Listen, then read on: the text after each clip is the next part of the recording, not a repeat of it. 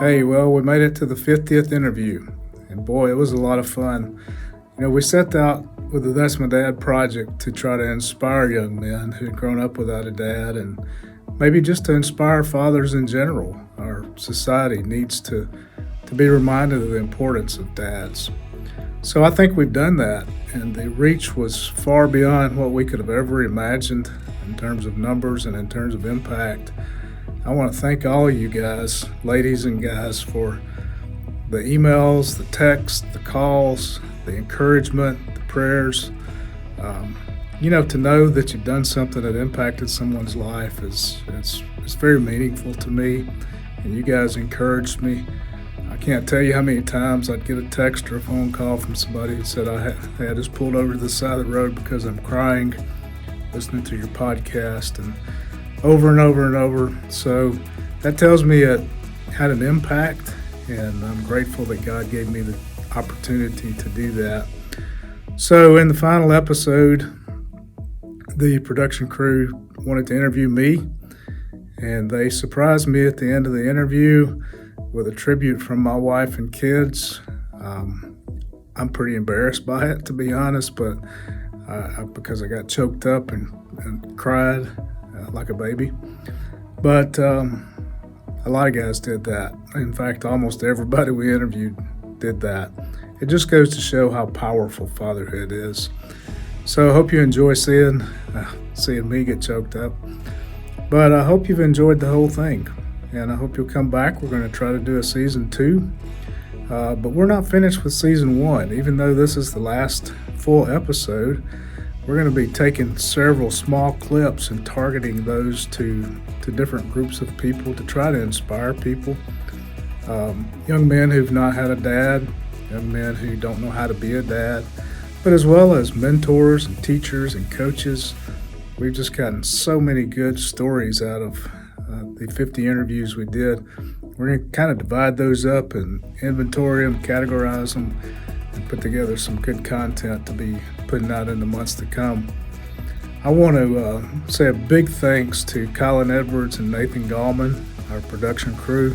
You guys have been great to work with. I've enjoyed every minute of it.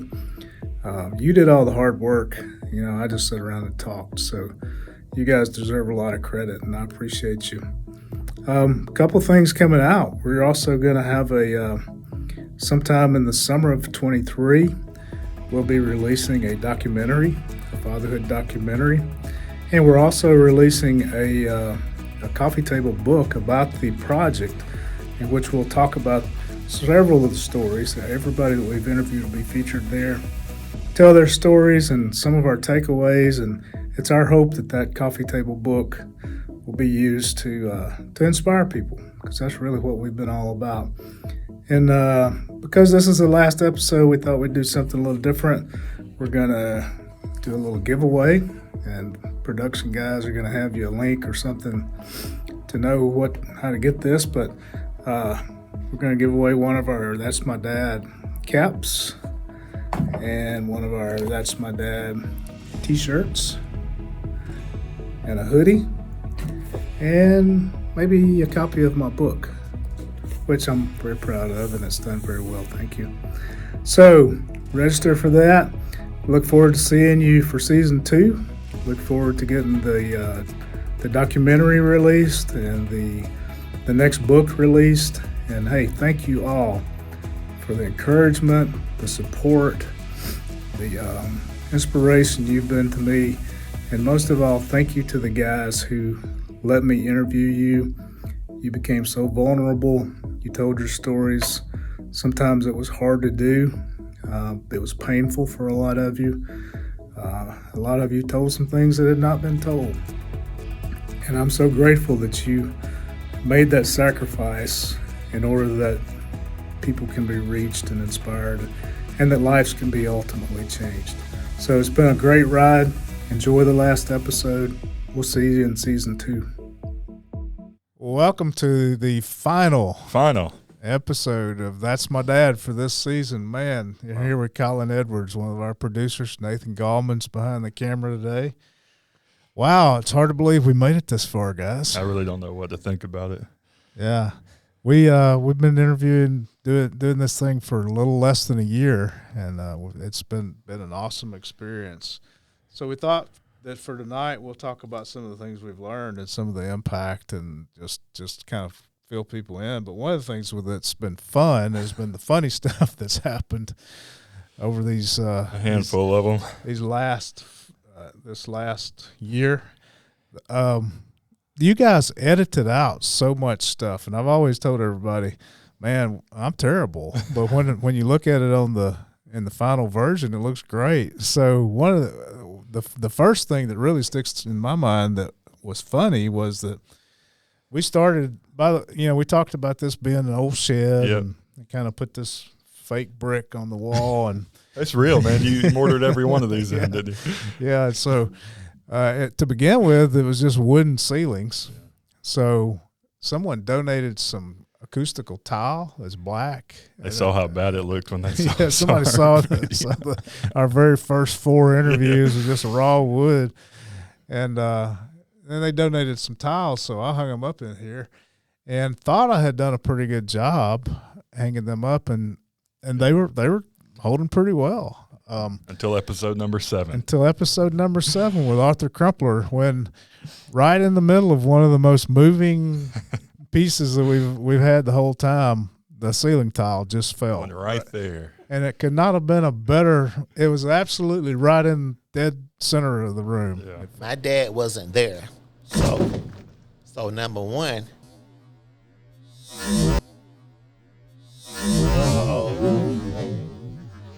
And Arthur never missed a beat. That's the thing that just amazed me. I just kept looking at him. He kept talking, and the tile was laying on the desk. He even clipped the desk right here and broke into 10 or 15 pieces on the floor, and he never checked up. Yeah, it never fazed him one bit. And when you guys edited it, you can't even tell it. Yeah, it's amazing. So that was one of the funny things. Then we had, I think, when Derek Franklin was here. And Zach.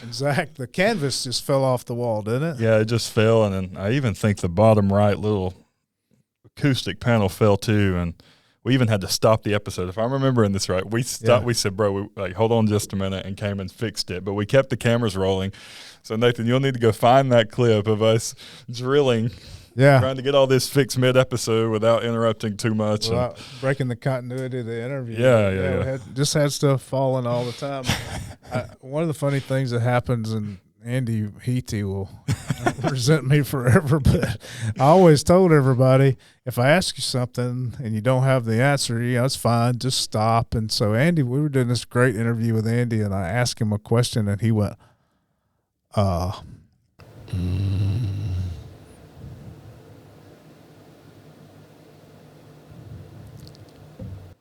lost my train of thought.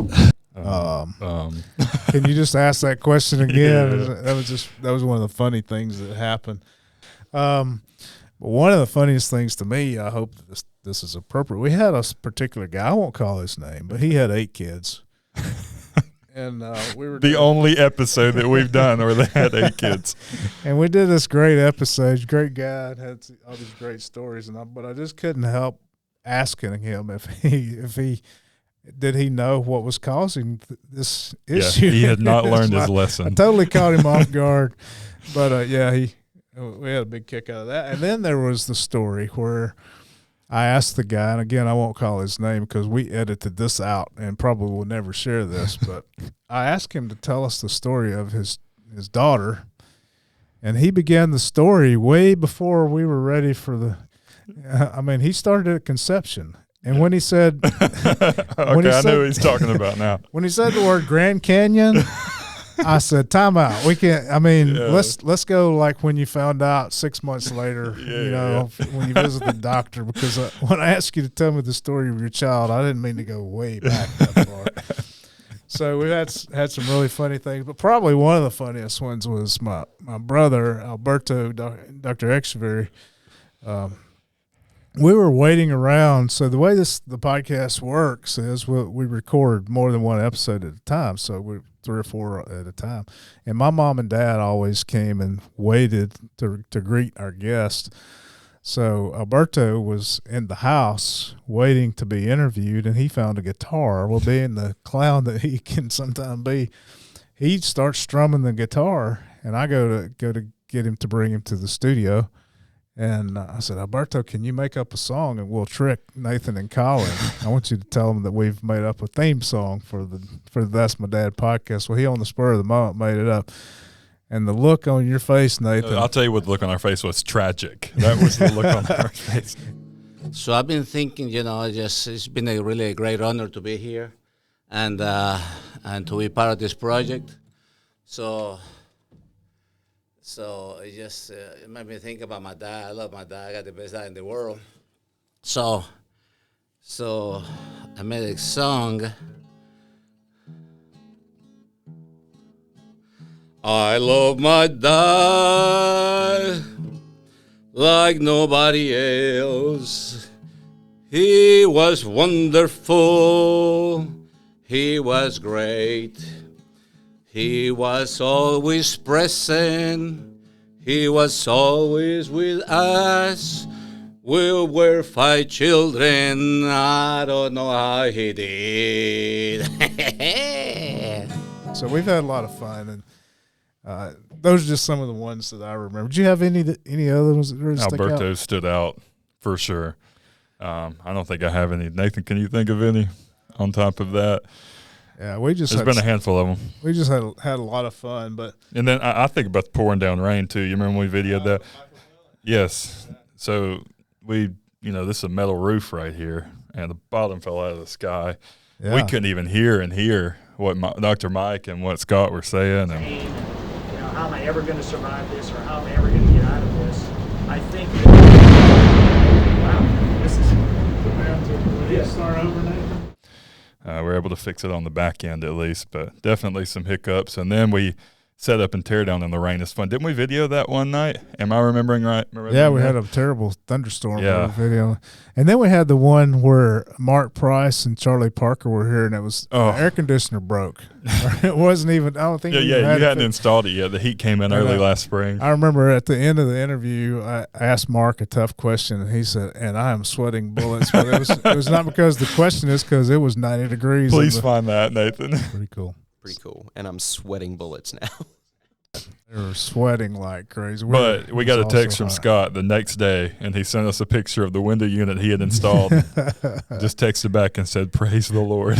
It's funny to me because, people talk to me about this podcast thing as if it's really something neat. If you see it on YouTube or one of those, whatever those things are that we play it on, it really looks professional. But we're really in a 12 by 24 shed. Yeah. That used to be my son's drum studio, and it was a food shed for the ranch for a long time.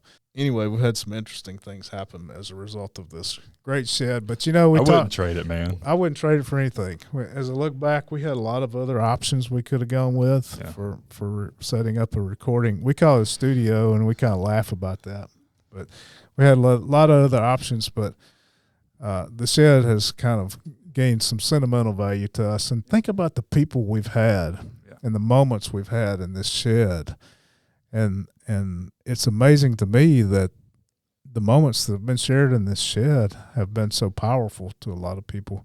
But not only that, they've impacted people literally across the world, thanks to the internet. Yeah, absolutely. I think back, it really started with episode 1. If you really think about it, the powerful moments. You had the opportunity to interview your dad, share your heart with your dad right out of the gate. I want to ask you, what did that mean to you? Wow, that meant more to me than you realize. My dad, I think, knows that I admire him and love him and appreciate him, and he's my hero.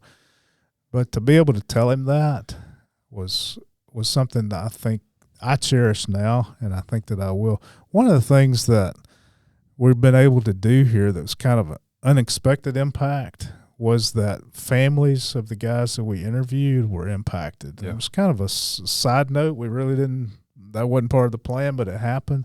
But I've had so many families come to me and say, hey, thanks for doing this. This was a gift to our family. It was our chance to tell Grandpa or Dad that we love him and we appreciate him. And so often we don't do that enough. Yeah. And, we've had 2 guys who lost their dad within weeks of doing this interview. Wow. And just the fact that they got to pay respect to their dad while he was still here. And Sure.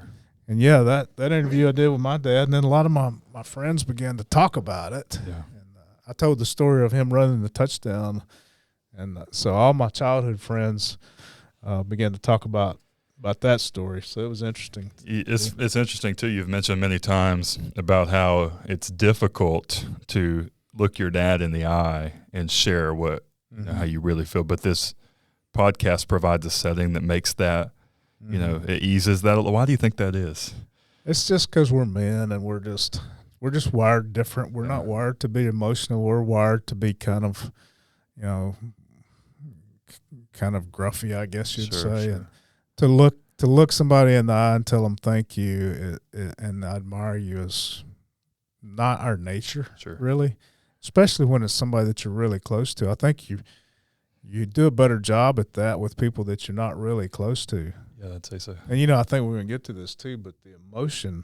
Yeah, there has been so many tears shed in this chair I'm sitting in right now. Yeah, that's been one of the things that's just blown me away is for a while there, every single one of everybody cried. Yeah. And these are grown men. The one that sticks out in my mind most, I think, is my friend Brick Haley, who's this massive, college football coaches linebackers and defensive linemen. Division I. Yeah, and to see him to break down and cry like he did, Brick will be mad for me but there's been a lot of guys, and some of them we've had to, we just had to edit it out because they cried so much. Yeah.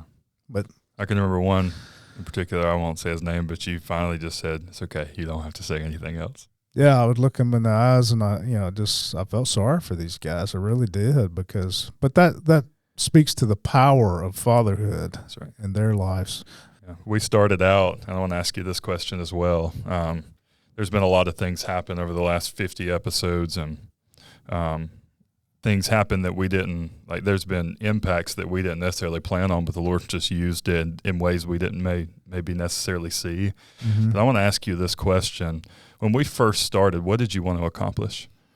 I really just wanted another way to get the message that the book, How to Be the Dad You Wish You Had, I just wanted another means of communicating the things out of that book. That's really all I was looking for.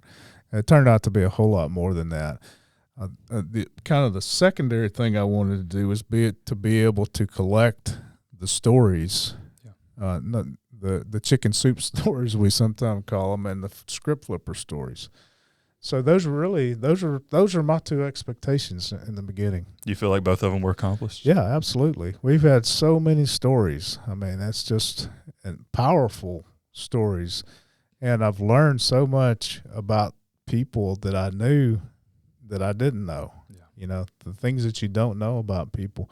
One of the things that's kind of been interesting to me is that families have called and came up to me and said, "Hey, I didn't know that about my dad, or I didn't know that about my grandfather." I respect him even more than I did because I learned something that he shared on the podcast with you. And guys that, in terms of unexpected impact, this has been sort of therapeutic for some of the guys we've interviewed, Yeah, definitely. Like I remember Mike McClellan coming in and saying, he had just a terrible, childhood, really. And he said, I've been thinking about telling somebody. I've never told anybody. It was the first time he sat in that chair and told everybody his whole story. And then that would follow us out when I'd walk them out to the car, because it would just be me and our guest, and they would say, "Hey, I want to tell you something else that I didn't want to say in there." And it was things that they had kept bottled up for 50 years sometimes. So that's been kind of an unexpected thing for me. What would you say, and speak personally here, has been most impactful to you as an individual from season 1, first 50 episodes of the podcast? So I think one of the things personally for me has been just the guys who would send us a message through social media or through our website or call or text. And you guys got those calls as well as I did.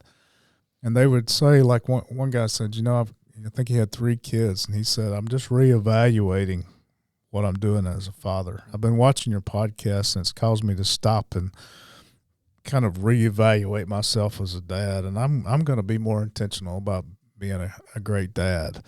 And then the guys who would call and say, I'm driving down the road and I had to pull over because I'm crying because this has caused me to stop and think about my impact as a dad. And then, of course, we had that young man who wanted to go out and eat with me and told me he was about to be a father and didn't want to be, and was trying to decide, in his words, what to do about it. And he said, I watched your podcast, and I think I can do this. So I think his words were, I think we're going to keep the baby. Wow. And I don't know exactly what he meant by that, but to me personally, that was powerful. And then, I'd go out to Eagle Rock and some other places, and there'd be those young men would come up to me and say, hey, I've seen your podcast. I like those. And I would think, wow, those, we're reaching somebody that we need to reach. So I want to ask you another question too.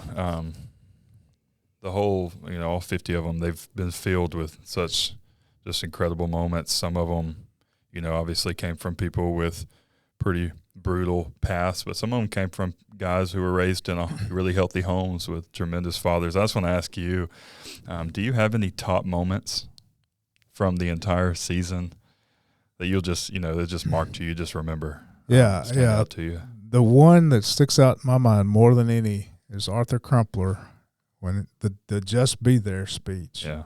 There's Arthur who never knew his dad, and he's turned things around. He's really a successful guy in so many ways. And I said, what do you tell a young father? He said, just be there. And he said it in 3 different ways. Just be there. Just be there. I call it the Be There speech. But that, to me, that was the top moment. And I think coming in at a close second was when David Williams told the story of how he found out that he was going to be a dad at a high school basketball game. Yeah. And he went and told the coach. He's a senior in high school at this point, right? He's a senior in high school, and he finds out at the game. Yeah. And he goes and tells the coach, hey, coach, this is my last game because tomorrow I'm getting a job. To me, that was, wow, that's powerful. And then to bring, of course, it turned out to be twins, but to bring them in as, they're grown women now, they're mothers, and to bring them in and have them say, hey, thanks, Dad, for making that decision, that was a powerful moment for me. Wow, there just so many, but I think those 2 are probably the top 2 most powerful moments that I experienced. Absolutely. We need to get a shirt or a hoodie that says just be there. Yeah. And let that be. Would you say that's almost a resounding message of season 1? Yeah, I think so. One of the things I've learned is that being a dad is not complicated. We just heard that over and over and over. And you don't have to be perfect. Even the guys who were offering forgiveness to their dads for many, many mistakes they'd made would say, just I'm just glad my dad was there. So over the course of the first season, we've gotten phone calls, texts, like you've mentioned, but there's been a few things happen that, I don't know, it kind of, it's just really incredible to me, and I know you would say the same. One of them, something happened with a homeless shelter. Mm-hmm. Was that here in town? Mm-hmm. You want to tell kind of what happened there? Yeah, so I just talked to a friend of mine. That's a population where I think there are a lot of very hurting people. And a lot of their hurt comes from just being abandoned, their own childhoods. And I just suggested to a friend of mine that we play the videos at the homeless shelter, and they were doing that, and I think they're still doing it.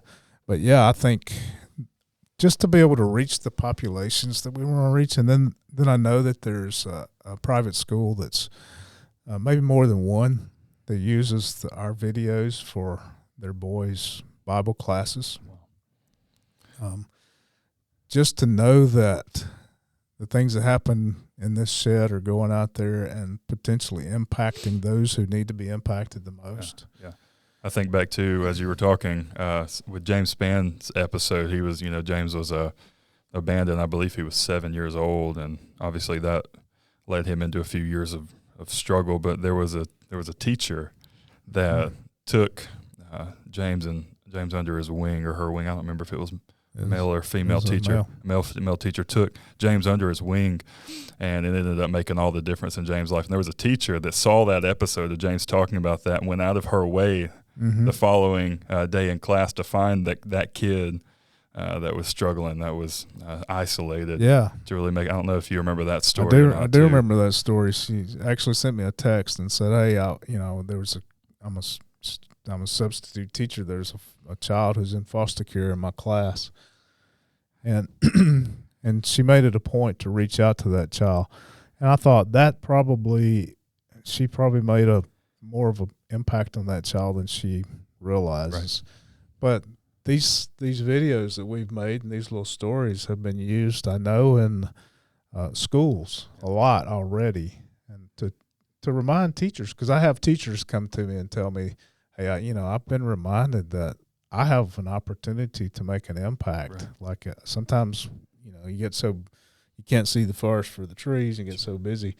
But teachers have told me that they've been able to make an impact. And I think about the story that Charlie Parker and I told about our fourth grade teacher, Gayla Taylor. Oh, yeah. What was her name again? Gayla Taylor was her name, and how she, when Miss Taylor had me and Charlie, she would have never imagined, I guess, that either one of us would do anything with our life, but she validated us. Right. And we told that story. And I was thinking about Tony Reddick and the people who offered him a scholarship.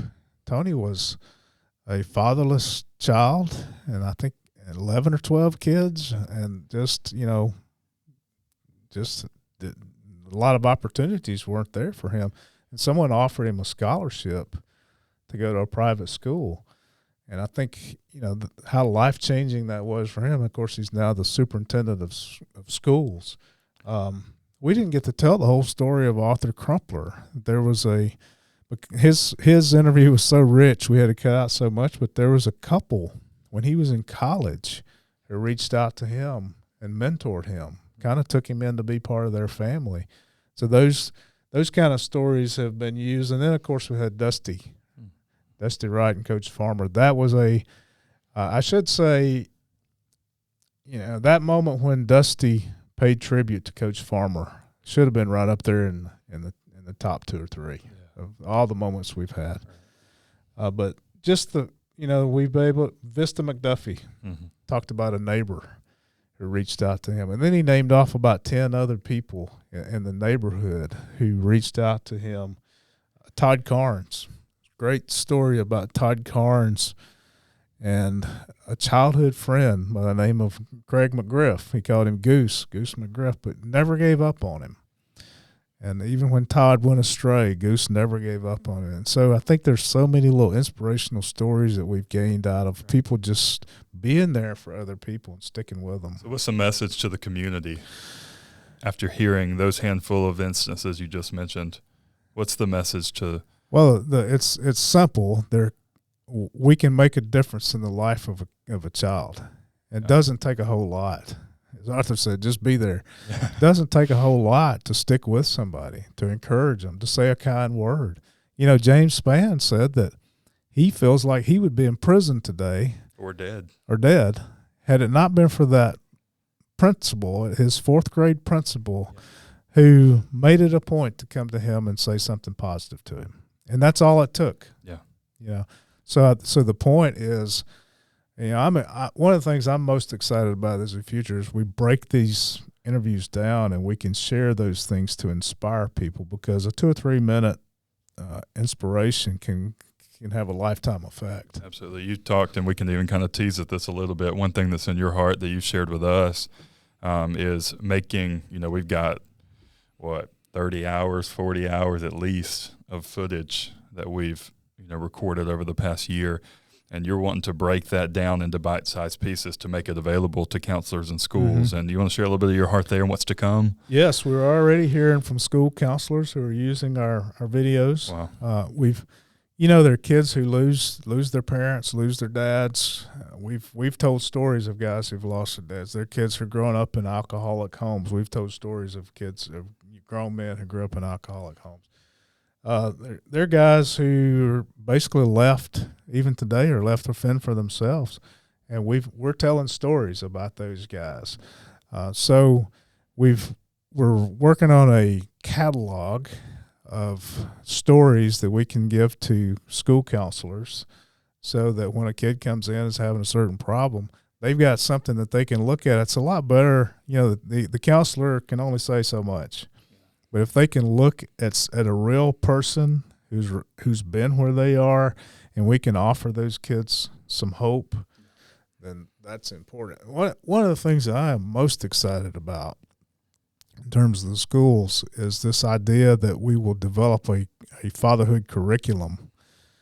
I was thinking about that today. We've got our schools have gotten so full of stuff that we don't really need, But I think it's time we ask for fair play. I think it's time that we get to do some things that from our value system. If we're going to be teaching all these crazy values in the schools, which may not be the place to teach, but if we're going to do it, let's teach about fatherhood. Yeah, no doubt. So one of the things that's on our agenda is to take these videos and some other knowledge that we have and develop a fatherhood curriculum that can be used in public schools. And I think that's how you really change the world. Yeah. Influence young guys who maybe didn't have a father, or maybe they did, but you just teach them the importance of fatherhood. And I was thinking, when I was in high school, once football season was over, we had a whole semester left, and we just had to take electives because we had our credits. So let's offer a fatherhood class as an elective. Yeah. So we're going to work on doing that. I think it'll happen. It's pretty awesome. I wanted to ask you this as well. You call them chicken soup stories, and we have heard dozens and dozens and dozens, and you already had dozens before we even started this season of the podcast. I want to ask you this: out of all of those stories, those chicken soup stories as you call them, which ones stand out most to you? Well, I think I have to say the day Dad caught fire.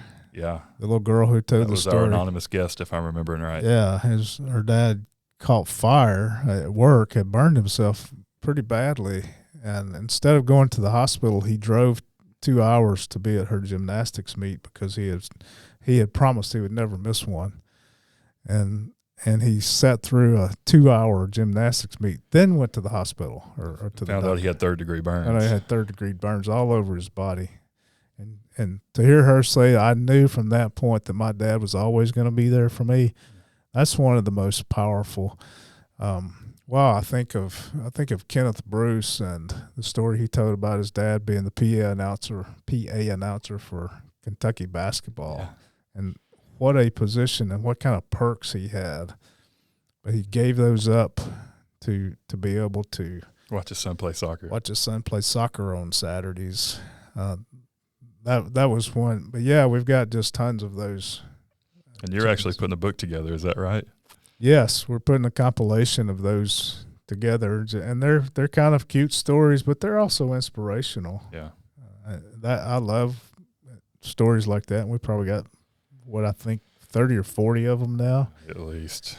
Yeah, and counting too. Counting these last few episodes we filmed and stuff, it's just and we awesome. Might even include some of the stories of people who have had mentors to reach out to them. Like Vista McDuffie talked about Mike Britt taking him to Captain D's and buying him a $3 lunch back when you could do that. Yeah. And Vista said that was not a big deal, but to me it was a big deal. Yeah. So those are. Was it Blake with the slushies? Was that Blake Hamby? Blake Hamby with slushies and Gatorade. Yeah. Blake said, "Scott, that's not really a great story." He said, "My dad took me to the quick shop and we had slushies and Gatorade." And I said, "You do realize that's been like 40 years ago." And he's still telling us. And you're still talking about it. So wild, man. And then, with Dusty and Coach Farmer, the fact that Coach Farmer came over and Dusty has cerebral palsy, and Coach Farmer came over to his house and shaved his face. Just 3 times a week. Yeah, because his mom was in the hospital. So those stories are And the fishing story with Keith Owensby. Keith Owensby. we Yeah, tell that one all the time. when his dad went in and changed clothes and came back out to, and then Gary Keelan With the fire.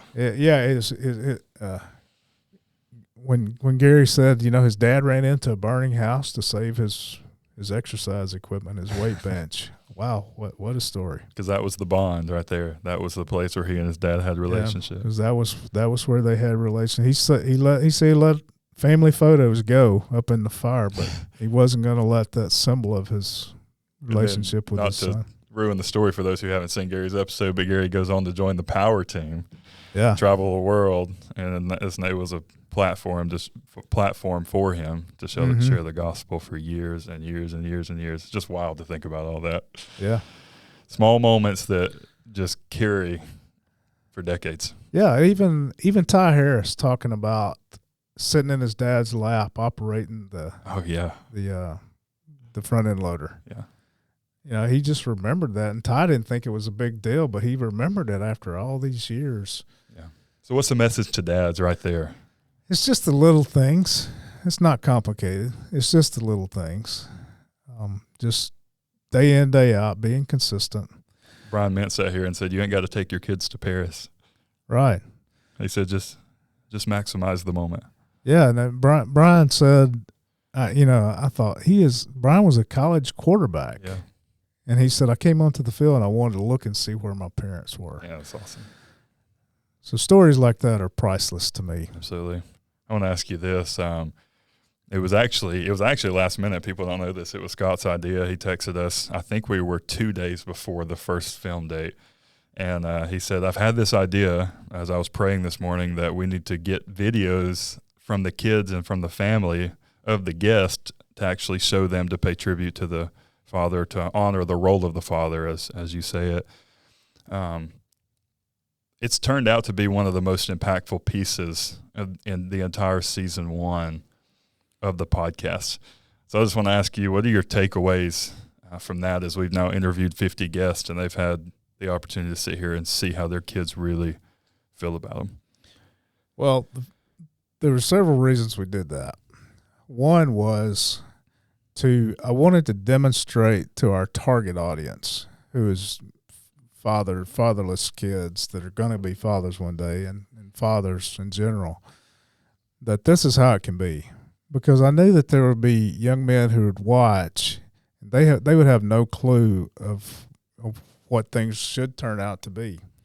And I wanted them to be able to look at those family tributes and say, well, one day I'd like for my kids to say that about me, and to think, wow, this is possible. So that's why we did it.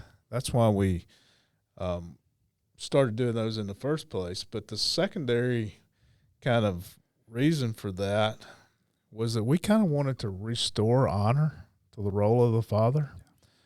In our society, there's this kind of movement that says fathers aren't important. And I think it's nuts. It's crazy. Yeah. But we wanted to restore a sense of honor to the position of the father in the home. And that was one of the ways we did it. We knew, to be perfectly honest, that it would also bring in some other listeners, particularly women. And the women love the family tributes, and the women go get their husbands to come and look at this, and it inspires. But it was all about inspiring, and we just thought it'd be a great way to encourage the guys who we brought in to interview as well, because they put in the work. We interviewed most of the guys had already done the fatherhood thing.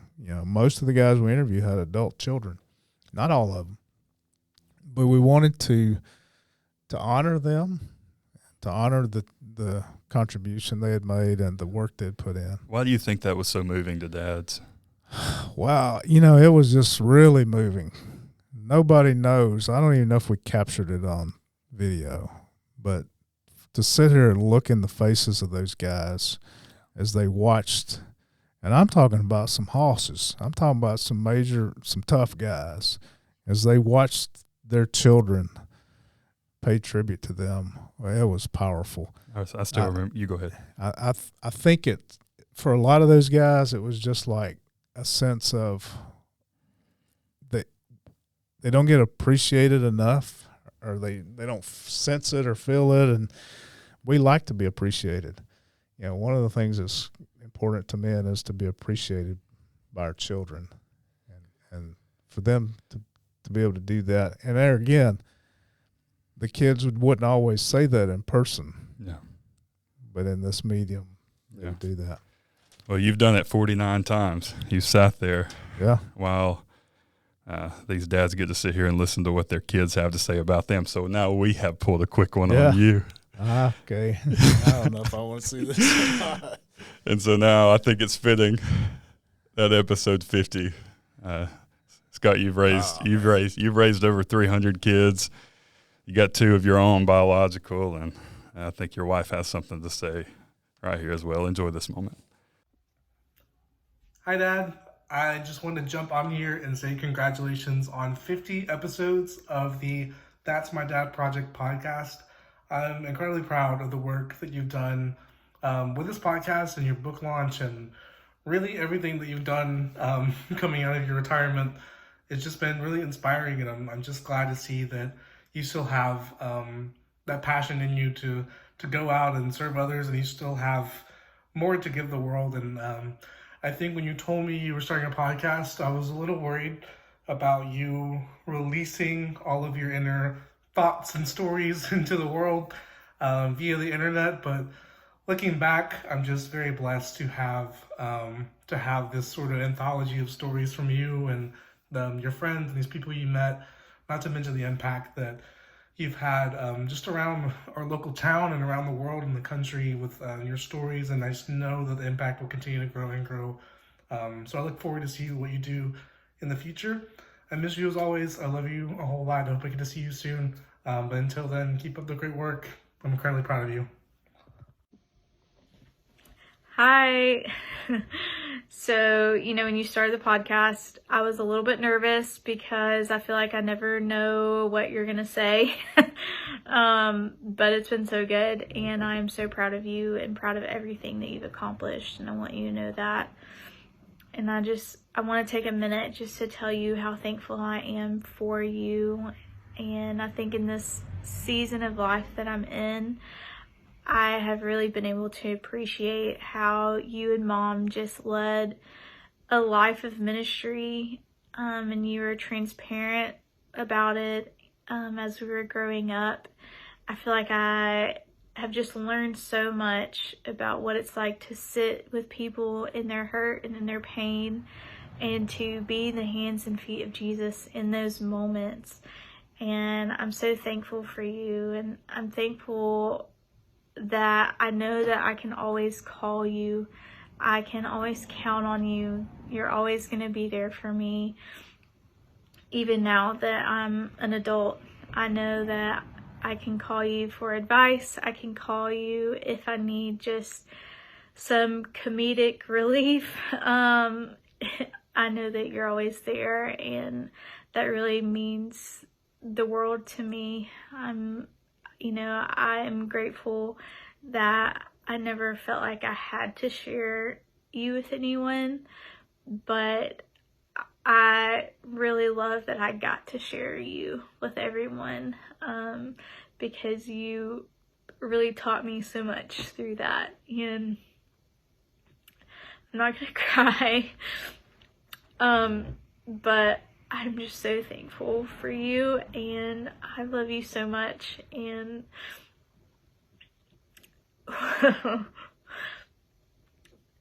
and you're the best dad in the whole world, and I couldn't have asked for a better dad. I love you. Surprise, honey. Congratulations on a wonderful season of this podcast. You have done so well.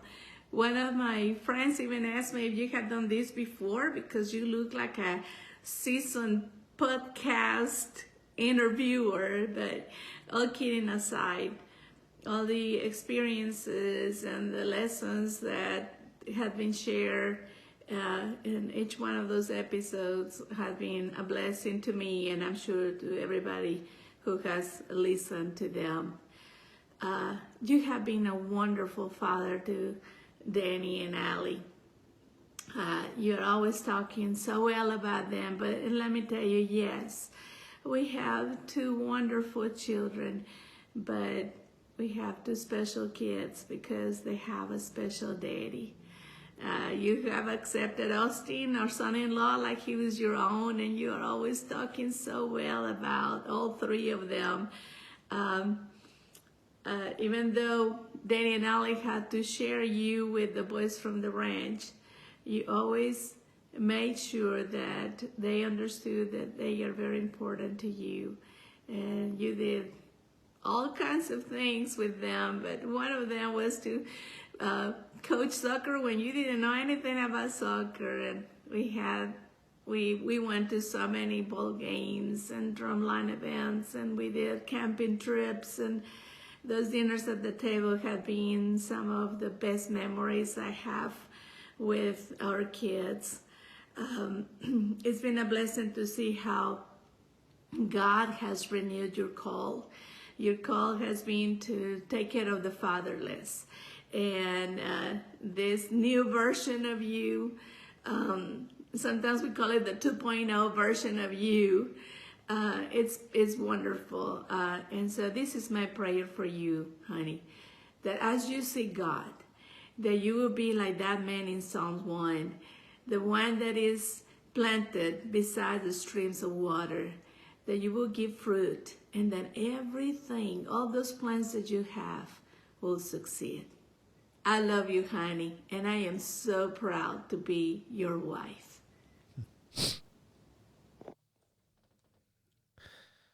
Well, y'all did it. I guess I know how those guys feel. What goes around comes around, doesn't it? You know, just to, first of all,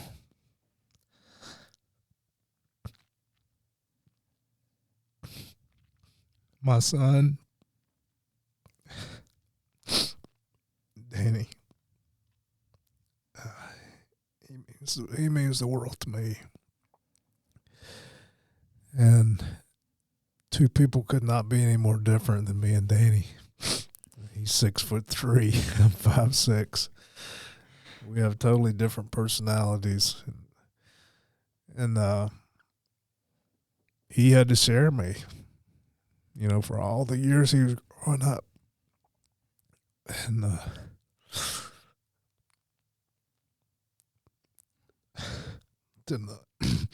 to know he didn't hold that against me. And Allie as well. You know, Allie and I are two peas in a pod. We're just alike. But for her to say that she never felt neglected, that's something I was concerned about. And when you are consumed in the kind of ministry we were consumed with for 32 years, it's easy to give yourself to everybody else and forget that you got a family. And to see that my two kids realize that, and they feel that they were not secondhand, that they were my first priority, I think means the world to me. And I've been blessed with a wonderful wife. I mean, she's incredible. We've been very open about the fact that we've had our struggles. And, you know, I wrote in the book about that. Getting married and changing your culture and starting a children's home immediately. And, 6 months, we had 6 kids. We'd been married 6 months. And we stuck together through thick and thin. And that's been one of the themes of our marriage is it's tough. It's tough. It's not always a bed of roses, but we've hung in there. And now we're reaping the benefit. So, but it was a blessing to me to see that my kids don't feel like they were second place. I think there's nothing more important to me than knowing that. Well, I've only got one more question, and then we'll cap off season 1, and it has to do with this right here. I'm going to hold this for just a minute and let those watching get a look at it. It's been our backdrop for 50 episodes now, and I want to give you an opportunity to look at it up close. And for those who don't know, this was blank to start, and as we've had each guest come on, they sign it, and it's slowly filled up. It's been kind of cool to watch it, hasn't it? It has been. But I want to know, when you see this, what do you feel? What do you think? What goes through your mind? What does it represent to you? It represents one of the most fun things I've ever done in my life. This podcast was a lot of work, but it certainly wasn't easy. And to be honest with you, I'm glad that we're wrapping it up. But it represents a lot of changed lives. It represents to me the power of God to change a life. It represents potential. It represents people who did it the right way. It represents fathers who have been doing it right. It represents people who have flipped the script. It represents what our whole country could be about. If we can just inspire people, and that's what we said from day one, we're 85% inspiration and 15% instruction. I got it right. I think you said 20% and 85 the first time around.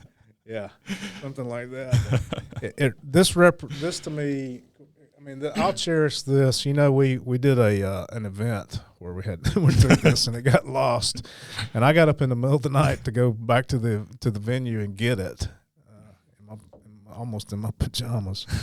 But this represents really one of the most rewarding things that I've ever done.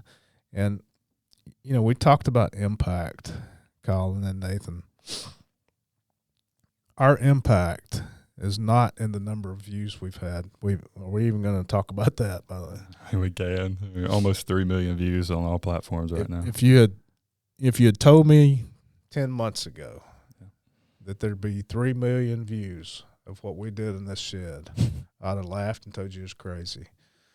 But the real impact is not in 3 million views. The real impact is in the years to come, that maybe we've inspired some young man to be a father that he would not have otherwise been.